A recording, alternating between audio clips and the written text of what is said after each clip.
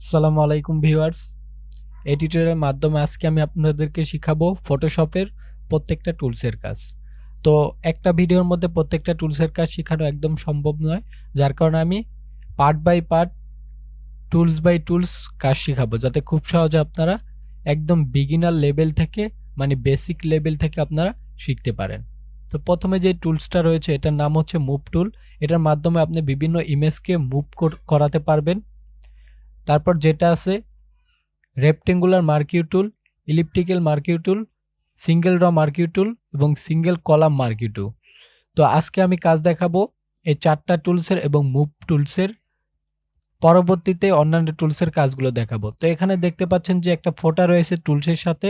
তো এটার উপর রেখে মাউসটাকে আপনি রাইট বাটনে ক্লিক করলে দেখতে পাবেন যে এখানে কয়েকটা টুলস রয়েছে।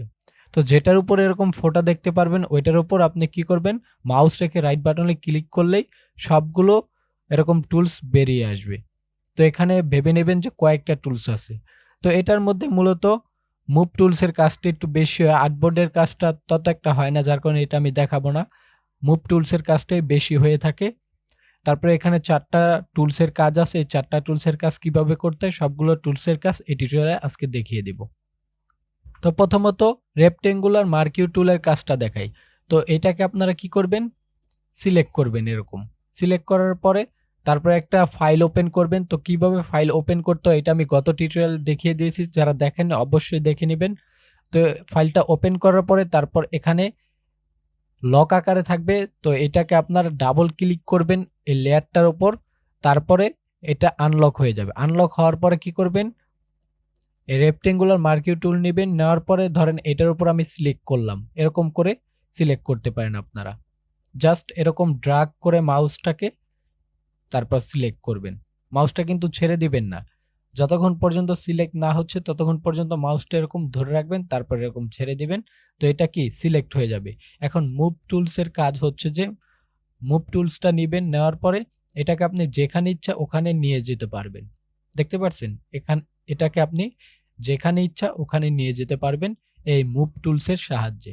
তো প্রথমত রেক্টেঙ্গুলার মার্কিউ টুল দিয়ে আপনি এরকম সিলেক্ট করবেন। সিলেক্ট করার পরে মুভ টুলকে সিলেক্ট করার পর তারপর আপনি এটাকে যেখানে ইচ্ছা ওখানে নিয়ে যেতে পারবেন।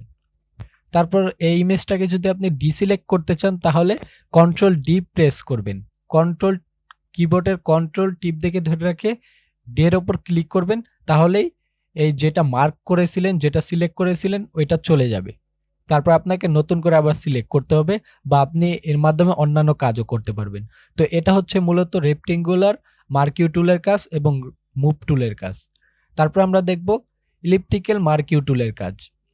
তো এটার আর এটার কাজ প্রায় সেমই, কারণ রেক্টেঙ্গুলার মার্কিউ টুলের কাজ হচ্ছে আপনারা বর্গাকার ভাবে সিলেক্ট করতে পারবেন, আর ইলিপ্টিক্যাল মার্কিউ টুলের কাজ হচ্ছে আপনারা বৃত্তাকার আকারে সিলেক্ট করতে পারবেন কোনো একটা ডকুমেন্টকে। ধরেন এই ইমেজটাকে আপনি এরকম বৃত্তাকার আকারে সিলেক্ট করতে পারবেন, তারপর মুভ টুল দিয়ে এটাকে নাড়াতে পারবেন, যেখানে ইচ্ছে ওখানে নিতে পারবেন এরকম ভাবে।